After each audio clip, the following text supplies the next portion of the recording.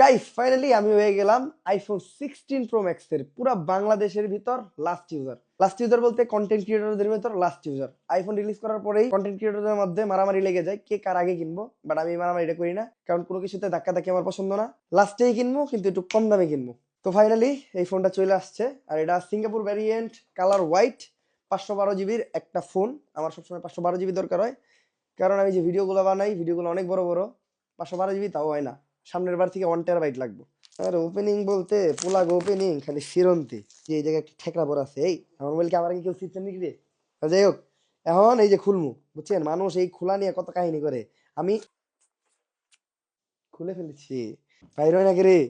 এই নিতে পারলি শুনে। ও ফাইনালি গাইস, ये क्या है? White colour iPhone 16 pro max, এটা উঠামো?